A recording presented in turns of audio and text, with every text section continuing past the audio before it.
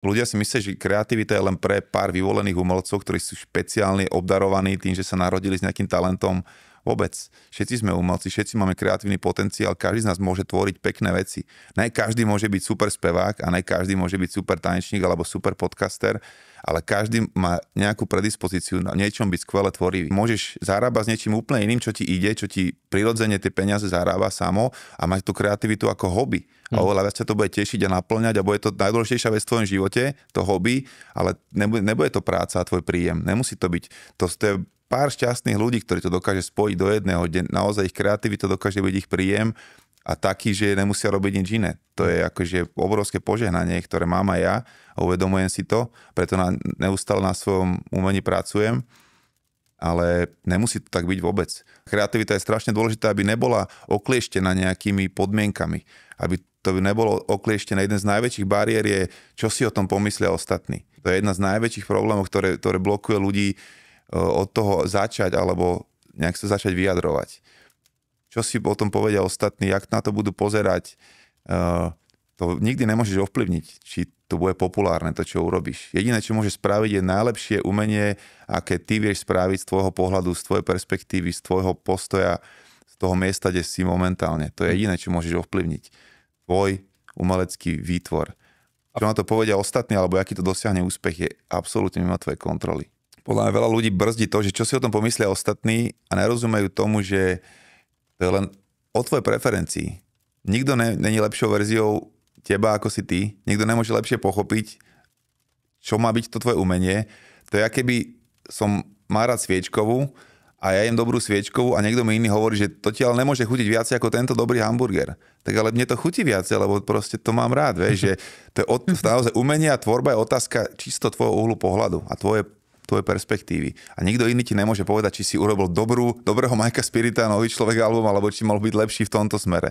To jediný ty môžeš rozhodnúť a vedieť, tá kreativita naozaj je špecifická vec, že čím viacej sa vieš odbúrať od toho, čo si o tom pomyslia ostatní, alebo či toto bude fungovať, či toto zapôsobí na moje publikum, či dám svojim fans to, čo do mňa očakávajú.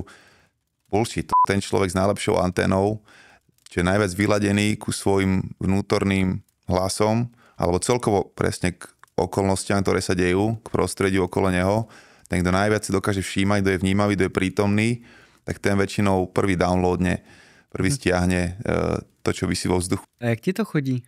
Ja si myslím, že už som si vybudoval tým, že to robím 25 rokov, píšem texty, takú schopnosť si to navodiť a naladiť sa na ten stav mysle, či to je hladina alfa, alebo jak to voláš, beta, tak je to proste stav, v ktorom si máš vyladený ten príjimač, si otvorený a už nestojíš si v ceste. To by som povedal, že nestať sám sebe v ceste a nechať tvoj mysel hrať sa s tým, nechať tú inšpiráciu prísť a nech to je, čo to je najprv. Uvedomiť si, že to nemusí definovať teba celého a tvoj život, že toto jedno dielo, ktoré príde, tak to nemusí byť to, podľa čoho ťa budú súdiť, keď pôjdeš po smrti na súdny deň. Je to len tvoj momentálny vibe, tvoj momentálny mindset a naozaj, že byť pripravený zachytávať tieto momenty, kedy niečo zaujímavé k tebe príde. Základ je zachytávať tieto situácie. Keď niečo mám, tak aj zastavím na diaľnici radšej autom na pumpe a poznačím si veci, aby som bol čo najbližšie tej emócii, ktorú momentálne mám, aby som sa vedel vrátiť k tomu neskôr podľa toho, čo si zapíšem. Niekedy je možno lepšie si aj nahrať, aby si tam mal ten hlas, lebo tá emócia je často to, z čoho to vyrastie.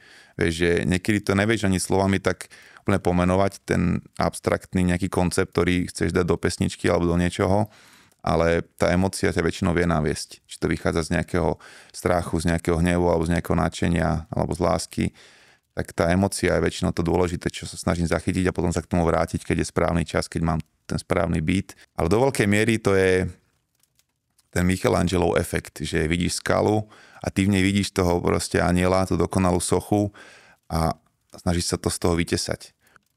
Postupne odhádzať to, čo tam nemá byť. Ty jsi to popsal takhle, anebo je ta druhá metoda, že si sedneš k tomu papíru a začneš to za sebe jakoby tlačit. Co ti víc funguje? Toto mi funguje, keď máš urobenú tú rutinu. Pretože ja verím napríklad, že čas má svoju pamäť. Že keď sa naučíš, keď si urobíš z toho rutinu, že napríklad teraz mám, že mala zaspí okolo 8 a to je môj čas, kedy idem písať, keď idem tvoriť. Cez deň, keď robím, tak robím iné veci. Väčšinou sa venujem iným projektom, nehudobným, lebo až večer mám ten vibe, že skončil deň a že ja mám čas na tvorivosť, takú tú muzikálnu a idem na to rande s tou múzou. 8 večer, každý deň skoro. Naozaj, že pondelok až piatok, niekedy aj víkend. Veď John Lennon napríklad hovorí, že vždycky dokončí pesničku, keď ju začneš. Vieš, že neurob to, že máš super refrén a povieš si, že to je tak dobré, že zajtra si tú emóciu bez problémov znova zdvihnem a budem pokračovať. Lebo zajtra si už niekým úplne iným.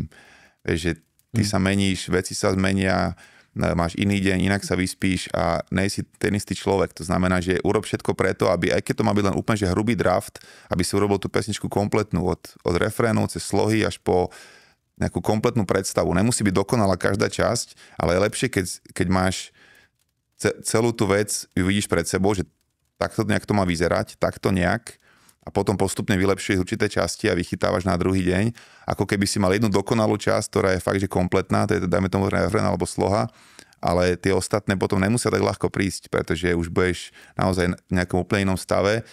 Takže keď tam je ten záblesk tej inšpirácie a cítim, že to ide, tak sa snažím to vyžmýkať do poslednej kvapky. Mojím cieľom je odovzdať moju emóciu. A čo najlepším spôsobom reflektovať ten môj uhol pohľadu. Úplne som nešiel po emóciách zo začiatku, až neskôr som začal chápať, že ľudia sú emotívne bytosti, že nejdú až tak po rozmýšľaní, ale ja som bol veľmi akože racionálne a myslovo založený, že som rád čítal a rád som mal koncepty a uvažoval o veciach, bavil sa, filozofoval o veciach, takže som myslel, že vlastne, alebo prvé veci som robil tak, že som išiel skôr po tej myšlienke, po tej hodnote tej idei, ktorá je v tom skrytá. Tá múdrosť a tá akože inteligencia tej veci, pre mňa bolo to gro, preto tie texty boli môjim základom a chcel som vždy mať inteligentné, dobré texty a ne až tak tá emócia, to bolo pre mňa druhoradá vec. Čím ďalej, tým viac si uvedomím, že to je minimálne na tej istej úrovni, že tá emócia a momentálne v hudbe ten vibe a atmosféra prevláda nad tým posolstvom, ktoré je v textoch, takže teraz to je ešte viacej o emócii, ako to bolo, keď som ja začínal. Ale je to ten balans, je to ten tanec tej emócie a tej formy a toho obsahu a vždycky je to, čo to je pre mňa. Vieš, není to... Niekedy som skúšal robiť veci aj z tej opačnej strany, že najmä tomu urobím úplne, že hit do rádia. Fakt vec, ktorá bude môcť mať rotáciu a zasiahne babičky, tety, aj ich dcérenky, a aj chalanov, aj ich otcov, aj detkov, pre všetkých. Podarilo sa mi urobiť aj také veci. I Was Wrong, zo Celeste Buckingham po 2013, myslím, to bola jedna z takých vecí, kde som vyslovene išiel potom, že idem robiť rádiový hit. Ale drvá väčšina prípadov, čo mám 300 songs, tak 290 z nich je robené tak, že idem povedať to, čo mám ja pre ľudí. Každý si tú svoju vlastnú kreatívnu rutinu musí navrhnúť podľa seba sám, musí spoznať sám seba, čo ti funguje, čo ťa blokuje a čo ti spúšťa tieto kreatívne juicy a keď to nájdeš, tak potom to je o to ľahšie, urobiť si tie zvyky cez deň. Vieš, ja častokrát mám napríklad to, že ja presne viem, čo mám spraviť cez deň, aby som večer bol na tom správnom mieste na tú tvorivosť. Jak sa ako vyladit, jo? No, proste zacvičiť si je super vec. Pre mňa teda hovorím, hej, že fakt hodinu, keď strávim vo fitku, alebo si zabehám, alebo čokoľvek hypotím, tak to je prvý predpoklad na tej fyzickej úrovni, ktorý je super. Druhá vec je nejaká emocionálne víťazstvo. To mám, že 4 víťazstva, aj fyzické, emocionálne, mentálne a spirituálne. Fyzické je to si zacvičiť, emocionálne je to, že stráviť nejaký čas niekým, koho miluješ. Mojou malou väčšinou to je, alebo s mojou ženou, s rodinou, s kamošmi, čokoľvek, niečo, čo ťa proste na tej emocionálnej úrovni obohatí, posilní. Mentálna, niečo sa dozvedieť, niečo sa nové naučiť, niečo si vypočuť, pozrieť, prečítať, čo ťa posúva ďalej, niečo inšpiratívne, ne nejakú blbosť, ale niečo, čo si ešte nepočul, dajme tomu. A spirituálne, to je meditácia, yoga, čokoľvek, čo ťa ukludňuje, príroda. A myslím si, že tieto 4 víťazstva, keď dám cez ten deň, tak mám oveľa lepšiu šancu večer stretnúť tú inšpiráciu a pritiahnuť si ju, ako keď mám dni, kedy som rozharaný a musím riešiť napríklad na úrady chodiť alebo nejaké stretnutia, na ktoré nechcem úplne ísť, ale viem, že to treba, alebo sa mi niečo stane, že proste nemám ten vibe, tak pokiaľ tam sú tieto 4 predpoklady, plus napríklad urobiť niečo pekné, vyslovene, že random acts of kindness, že urobiť niečo pekné pre niekoho iného, len tak proste na ulici. Ďalší recept na kreativitu, spolupráca, vieš, že my sa nesnažíme urobiť to v tom štúdiu, že ja tlačím moju myšlienku a on tlačí jeho myšlienku a teraz kto je, dajme tomu, silnejší v tom momente, tak ten vyhráva, ale my sa snažíme urobiť ten album, čo najlepší, aký môže byť a nezáleží, koho myšlienka vyhrá, ale či to je lepšie pre tú pesničku alebo pre tú hudbu. Takže v tom je kúzlo tej spolupráce, že myslím, že my sme ukázali ako H1.6, že to sa nám podarilo viackrát zopakovať, že tá synergia dokáže vytvoriť viac ako súčet častíc. Ale v tej solovej tvorbe sa potom ukázala moja reálna duša na tom Nový človek albume, lebo to som ja, vieš, viacej spirituálnejší, viacej hlbší, viacej inteligentnejší rap, aj keď to není vôbec štandard a bolo to úplne škaredé káčatko. Čím viacej som sa zaoberal tým, aká bude tá reakcia, tým väčšinou horšie dopadlo moje umenie. A čím menej som riešil, že ako to ľudia budú vidieť, ale že toto proste funguje mne a ja to mám rád, tým väčšinou to lepšie dopadlo aj na konci. Že riešiť ten output, ten výsledok fakt nemá vôbec zmysel, lebo len si tým vyrábaš trápenie, len si tým vyrábaš neistotu a nejaké zbytočné očakávanie, ktoré ti pokazí radosť. Vieš, že očakávanie je najväčší zlodej radosti a myslím si, že v tomto smere veľa ľudí si neuvedomuje, že aj keď ten úspech príde, tak väčšinou to nič moc nezmení u teba. Vieš, tá vnútorná práca, ktorá sa týka toho šťastia a toho, že či si vyrovnaný človek, či sa dobre cítiš vo svojej koži, či si akože spokojný so svojím životom, to väčšinou nemá vôbec zmysel, alebo na to nemá žiadny vplyv ten vonkajší úspech. Vieš, že a ja keď som robil Nový človek, mal úžasný úspech, aj keď som to nečakal, hej. To bolo také príjemné prekvapenie. A potom mi všetci hovorí, že nikdy neprekonám Nový človek, a už len kvôli tomu som mal chuť proste urobiť album, ktorý to prekoná. V číslach, v dopade a tak ďalej. Urobil som ten Y, kde je prime time, čo sa mi podľa mňa trošku podarilo prekonať ten Nový človek. A takto by som mohol ísť do nekonečna. Že stále sa snažiť, vieš, a nič sa nezmenilo. Že Y prekonal Nový človek a ľudia povedali, že OK, že to som nečakal, že to posunieš ešte level ďalej, podarilo sa. Ale u mňa akože sa nič nezmenilo v podstate, vieš, že či ten úspech príde a je obrovský a ľudia ťa akože milujú, alebo nie, na tvojom šťastí to moc nezmení. Keď si vyrábaš tieto očakávania, že tento album a jeho úspech bude to, čo ma konečne naplní a to bude ten moment, kedy konečne začne byť šťastný, začne byť svojou najlepšou verziou, to sa nikdy nestane. To nikdy nepríde.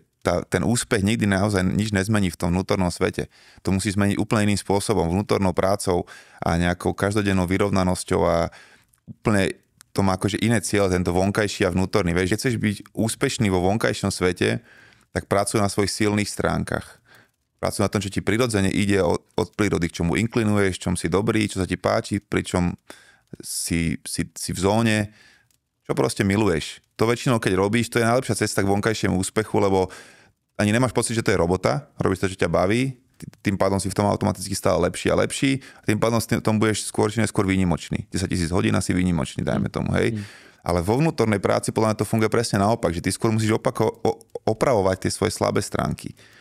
Keď chceš pracovať na svojom charaktere a byť šťastnejší, naplnejší, spokojnejší, vyrovnanejší človek, tak skôr musíš sa pozrieť na to, či máš dosť pokory, či nemáš moc veľké ego a pracovať na tejto stránke svojej osobnosti, alebo pracovať na svojej trpezlivosti, na tom, že nechcem veci instantné potešenie, ale že si počkam na tie veci a čas je môj spojenec a veci, ktoré vznikajú postupne, väčšinou majú hlbšie korene a dlhšie vydržia a tak ďalej. Vieš, že pracovať na tom, čo ti chýba, v čom ešte nejsi taký dobrý, to väčšinou ti dá ten pocit, že si niekam sa posunul a že si odolnejší a spokojnejší. To je väčšinou tendencia väčšiny umelcov, že kam to teraz posuniem ďalej, aby to ešte viacej zabilo ľudí, aby som ešte väčšie čísla urobil, ešte viac predal, ešte väčšie streamy, ešte väčšie views, ešte väčší úspech, ešte viacej článkov, ešte väčšie headlines a tak ďalej. Vieš, že toto je nekonečný svet týchto úspechov. Práve, jak to hovorí, Joseph Heller má super jednu historku k tomuto, že to je autor knihy Hlava 22, veľmi silná legendary kniha,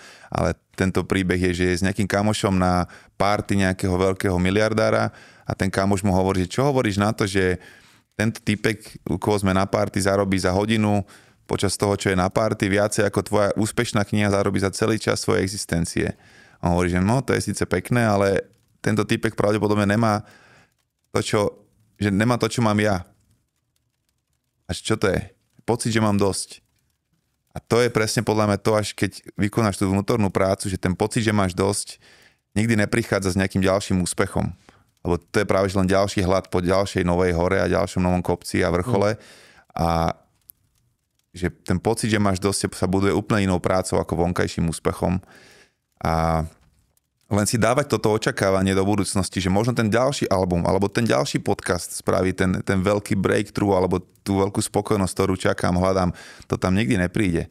To je naozaj, že takéto držanie tej mrkvy na tej, vieš, ktorú nikdy nedobehneš. Že je to v pohode, keď chceš byť produktívny a ambiciózny v tom veľkom svete, ale s tvojím šťastím to veľa neurobí. Hovorí sa, že sú dva druhy akože cnosti alebo úspechov, ktoré dosiahneš. Jedno sú tie akože tvoje rezumé, to sú tie úspechy vonkajšieho sveta, že si vyhral Slávika, tam si dosiahol také čísla, mal si najlepší podcast, bol si úspešný biznismen, mal si takéto domy, takéto auta, takéto dovolenky. A potom sú tie cnosti, ktoré ľudia spomínajú, keď majú prejav na tvojom pohrebe, kde hovoria o tom, či si bol vnímavý, či si bol lojálny a spoľahlivý kamoš, či si bol človek, ktorý dokázal počúvať druhých bez toho, aby si tlačil nejakú svoju agendu, či si bol spravodlivý človek, či si bol odvážny a hovoril si naozaj to, čo treba v tom momente, keď to treba a tak ďalej. Vieš, že sú úplne iné cnosti a úplne iné hodnoty, ktoré majú zmysel pre tých tvojich ľudí v tvojom kruhu a úplne iné na Instagrame. Presne. Vieš, že každý si musí do istej miery vyriešiť sebe, že čo vlastne naháňa, že ktorého zajaca, lebo nemôžeš naháňať dva zajace naraz a musí si vybrať toho svojho. Ja mám tiež pocit, že som dlho naháňal skôr to rezume, ale odkedy mám malú, tak mi upratalo priority a skôr idem po tých charakterových cnostiach. Chcem byť skôr akože dobrý človek, spravodlivý, odvážny, múdry. Což ale neznamená, že ty materiální věci jako nutně opustíš, jo? Nebo tě přestanou bavit. Jako. Je to kompromis, vieš, všetko v živote sú kompromisy, nie sú žiadne správne riešenia, sú len trade-offs. Niečo musíš obetovať, aby si niečo iné získal, to platí úplne vo všetkom, len si musíš vybrať to, čo momentálne pre teba je to správne. Podľa mňa o tom to je celé. Když to ale vztáhnu jako k té tvý hudbě, tak mně pořád přijde, že a to je ten klíč k tomu, o čem jste se tady bavili, tak to je, že ty tu věc, kterou děláš, tak opravdu musíš milovat, že? Mně na tobě přijde, že když si poslechnu těch pár tvých písniček, takže vlastně miluješ jako zhudebnění textu. Úplně. A podle mě, když tohle jako začneš dělat, tak vlastně tak game jako nekončí. Jo, a ty tam ani nemáš jako cíl, ty prostě, jo, to je jedna z těch otázek, co jsem měl v hlavě, jako jak poznáš, že ta skladba je hotová. Jo, nebo jak se budeš konzistentně vyvíjet. To jsou třeba pro mě otázky, který bych chtěl znát jako odpověď. Ale vím, že to je součástí toho, že to děláš, protože to miluješ. Úplne. Ja si myslím, že ani nemôžeš dojsť takto ďaleko, jak som došiel ja, bez toho, aby si to nemiloval, lebo je to ťažké, vieš, že to není, že všetko ti ide samo od seba. Tam sú obdobia, kedy s tým bojuješ, kedy to nejde tak ľahko, kedy sa ti, dajme tomu, ne že fans otočia chrbtom, ale chcú od teba to, čo si bol pred 10 rokmi, lebo si zvykli na napríklad Nový človek album, to bola tvoja autentická tvorba v tom veku. Ale o 5 rokov neskôr už si niekým úplne iným a tvoja autentická tvorba už je niečo úplne iné a ľudia to stále porovnávajú s tým predtým a chcú toho Majka Spirita z roku 2011, keď robil Nový človek, ale ja už ním dávno nejsom. To znamená, že buď budem otrokom, budem nejakou karikatúrou seba samého spred pár rokov a budem sa snažiť robiť to, čo by som robil vtedy v tom veku, aby som uspokojil očakávania mojich fans, ale budem naďalej nejakým úprimným k sebe samému a budem naďalej sa snažiť dávať to, čo momentálne mám v sebe a čo momentálne potrebujem vyjadriť a budem, dajme tomu, menej slávny a menej úspešný. Takže pre mňa to je fakt, ten najhlbší recept je to, že ostávať čo najviac úprimný a pravdivý k sebe samému a snažiť sa v každom bode si uvedomať, že toto je len moja fotka prítomnosti tohto okamihu. Tento album je z roku 2024 a robil som ho tak, pretože tým som vtedy bol mojou autentickou čo najväčšou osobnosťou, ako som v tom čase. A Tým pádom nekalkuluješ s tým, že či sa to bude páčiť. Keď sa to bude páčiť a má to úspech, je to super bonus. Ale nemôže to byť ten konečný efekt, lebo sa utrápiš a nikdy nedojdeš tam. A když pôjdu do tej tvorby, jak poznáš, že to je hotový? Niekedy to najlepšie vznikne za prvých 5 minút a potom to už len kazíš. Ale nikdy neprídeš na to, či to nemôže byť lepšie, pokiaľ to neskúsiš vylepšiť. To znamená, že ja keď robím song, vždycky vznikne nejaké prvé demo, ktoré je fakt len, že som to proste naprvu nahral a je to len to prvé, čo zo mňa vyšlo. To niekedy počúvam dookola a tak si na to zvyknem, že to ani nechcem už posunúť ďalej, ale vždycky sa pokúsim. Vždycky sa pokúsim to nejakým spôsobom ešte vylepšiť, obohatiť alebo posunúť ďalej a potom uvidím, potom si porovnám, že či tie ďalšie 3 dni tie práce to posunuli ďalej, alebo to len pokazili a vrátim sa k tomu pôvodnému demu, ktoré vzniklo za prvých 5 minút, ale je to tá najlepšia myšlienka. Sa povie, že prvá myšlienka je najlepšia myšlienka, to často platí, ale vždycky tomu dám tú prácu navyše, aby som pochopil, či tam je ešte nejaká lepšia verzia, ktorú z toho môžem urobiť. A potom si to porovnám a skúsim trafiť tú, ktorá mi dávala najväčšiu emóciu, z ktorej som cítil, že to je to, čo to má byť. Není to vždy rovnaké. Niekedy to je tých prvých 5 minút, niekedy to je úplne na konci toho niekoľko týždňového alebo mesačného procesu. To je strašne ťažké povedať, že kedy to je hotové, ale ja si myslím, že vtedy, keď máš pocit, že už není čo odtiaľ odobrať. Vieš, že veľa ľudí si myslí, že pridávaj, až kým to není, neviem, aké košaté, rozmanité, bohaté, ale veľa tých najkreatívnejších ľudí si uvedomuje, že to je skôr o tom odoberať z toho projektu, z toho diela to, čo tam nemusí byť, aby to ostalo len to, čo to naozaj má byť. Čo najmenej slovami povedaná pravda. Alebo pesnička, ktorá naozaj nemá nič navyše. Vieš, že čokoľvek by si z toho zobral, by si tomu už niečo ubral a rozmýšľa skôr z pohľadu tohto, že ako to zredukovať, ako urobiť tú najjednoduchšiu verziu toho, čo to je, lebo tá jednoduchosť je väčšinou najväčšia sofistikovanosť. A myslím si, že keď už nemáš čo zobrať, vtedy je dobrý moment, kedy to môžeš pustiť von. Hele, Lavi, tak to na mě prostě zaměř a já tam něco řeknu do té kamery, jak to dopadne. OK, tak akce. Lidi, my fakt nejsme žádný youtubeři na to, abychom vám v průběhu rozhovoru každou minutu připomínali, ať to video lajkujete, anebo začnete odebírat náš kanál. Ale musím vám to říct, jako dospělý člověk, a snad se tady bavím s dospělýma lidma, že pokud na ty 2 tlačítka nekliknete, tak YouTube, podcastové platformy anebo veškeré sociální sítě prostě nebudou vědět, že se vám to video líbilo a že vám ho mají začít doporučovat.